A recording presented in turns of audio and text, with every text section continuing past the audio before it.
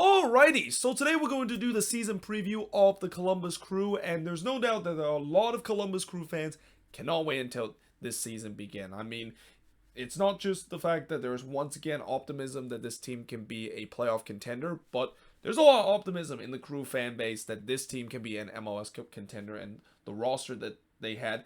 And not to mention, they probably got the biggest price of this offseason that is not actually a player signing in Wilfried Nancy as their new head coach coming from CF Montreal, and the fact that they want to wash out the bad taste of the last two seasons where, during their MLS Cup defending season, they had an injury crisis that pretty much killed their chances of defending their MLS Cup crown, and a combination of a bit of MLS Cup hangover, especially suffered by the back line. And then in the prior season, this team looked like it was bound to go to the playoffs, but then, Caleb Porter decided that in the final 15 minutes of the game, he is going to just throw out his tactics board and basically just kind of YOLO and hope for the best that they can hang on. And most of the time, if not all the time, they failed to do that in a historic fashion where they imploded time and time again to a point where they actually missed the playoffs because of it.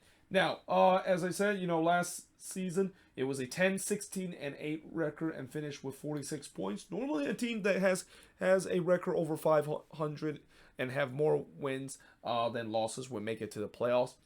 But the 16 draw kills it. I mean, 16 draw was definitely one of the most in league history. I think only two behind what Nashville did last season. But Nashville, of course, won more games and suffered fewer losses. And when you look at the last 5 seasons, again, last season, they absolutely should have made it to the playoffs if it wasn't for those implosion. Like, heck, even if they maybe implode like a couple of games less, or even one game less where they imploded and dropped points, they would have made it to the playoffs as the 7th seed. But instead, they finished 8th in the standings and finished with 46 points with a 10-16-8 record and did not make it to the playoffs.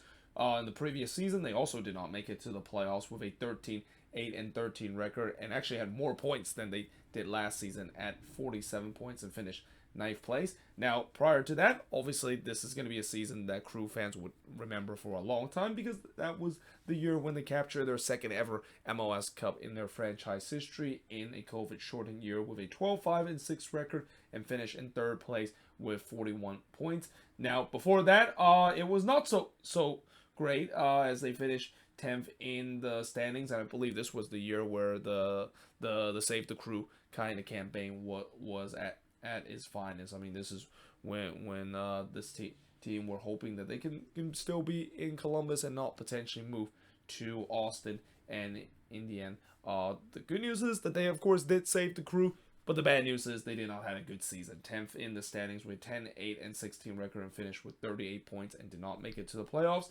And then in the previous year, they actually finished 5th in the standings with 14-9-11 record and actually finished the most point out of any Crew team in the past 5 seasons with 51 points. But they did lose to the New York Red Bulls in the conference semifinal. Now, in terms of some of the signings and some of the players that is added into the roster, like I said, this is a team that, probably have the best signing that is actually not a player signing this off season in bringing Wilfried Nancy from CF Montreal. But besides that, they definitely did make a couple of signing in the transfer market. They bought in Jimmy Madrona from the Seattle Sounders, and then they drafted a couple of players from the Super Draft, one being Max Arvston and Xavier Zingoon in the Super Draft. And then they also bring back Christian Ramirez. Well, actually not bring back because, he never played for the Columbus Crew, but they were able to have Christian Ramirez come back to MLS and be a guy that will be kind of the understudy for Cucho Hernandez. Well, actually, I wouldn't say understudy is the words. More like a backup plan in case if Cucho Hernandez maybe suffer through some injury, or just to kind of at times in games where the Crew might be rotating, Christian Ramirez would be a good option because, don't actually think that he has dropped off just yet. He can still be a guy that can be a good goal scorer, and that, it's good to see him back in MLS and see him play again. Only I wish that he was back with Minnesota United, but I'll take that he is back in MLS and can still watch it play again, albeit this time with the Columbus Crew. Now, in terms of some of the players that left this team, there were definitely some key departure, and that some of the key departure really came in the depth department, though one of the player that's been with this club for the past couple of years and has been just an engine in that defensive midfielder on tour, no longer with this team. And, I know some Crew fans are probably frustrated to see him leave, but I think it's for the best because he's been having a lot of injury issue, and it seems like he is started getting up to that age to a point where I don't know if he can continue to compete at the highest level, so they decided to move on from him. But they also decided to move on from Derek Etienne Jr., who joined Atlanta United, and this is a big loss because Derek Etienne Jr. did really well last season, really kind of had his breakout season last year, especially coming off the bench, so that is definitely a big present that they lost in the wing area. They also lost another long-time Crew player in Pedro Santos. He went to DC United, though I think this was kind of on the writings on the wall. I mean, Pedro Santos, he is started getting up to that age, and that I won't be surprised DC might be the last team that he might be playing in his career. They also lost, again, some depth in the team in Eric Hurtado, Marlon Hairston, and Perry Kitchen, who decided to retire and hang up his boots. They also lost Janelle Anababa and James Ibakeme as part of the depth piece for this team. But in terms of the strength of this team, it's still going to be on the attack and in the midfield. I mean, they have easily the best dynamic duo on the attack in Lucas Ayrian and Cucho Hernandez. And don't be surprised that, if the Crew turns out to do very well this season and score a lot of goals, it's probably because Lucas Ayrian is probably going to try to have an MVP type of season. And Cucho Hernandez, I mean, we saw a small sample size last season when he came into the league, and how, a lot of people have kind of compared him to a Joseph Martinez type of player, a guy that is clinical in front of goal, and I have a feeling that could be the case. I mean, he could be a guy that, in those limited games, he can definitely be a guy that could be in contention for Golden Boot this season. And also in the midfield too, I mean, they still have Darlington Nagbe in the midfield, one of the best midfielder in this league, and they also still have one of the uprising midfielder in Aiden Morris there in that spot. Now in terms of the weakness, I think it's going to be the depth, especially at the back. Like I said, they did lose a couple of depth pieces. They're not as deep as they were in previous season, but I think something that maybe is a little bit alarming coming into this season is the fact that they don't really have a lot of defenders for this season, and especially with the way that Wilfried Nancy liked to go free at the back during his time with Montreal.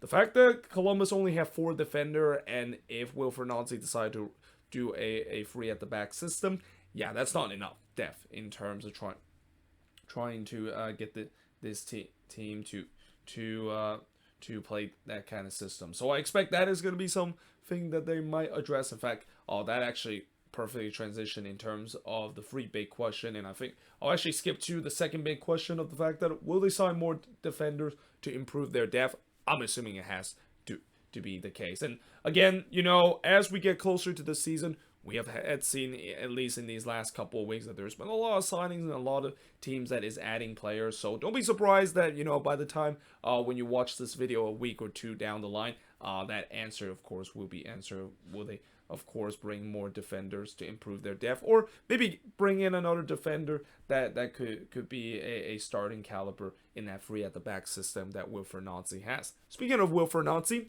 there's that question of, can he bring that magic that he had with Montreal and bring it to this Crew team to be back to a playoff contender, and actually not just a playoff contender. I think that's a little bit underselling.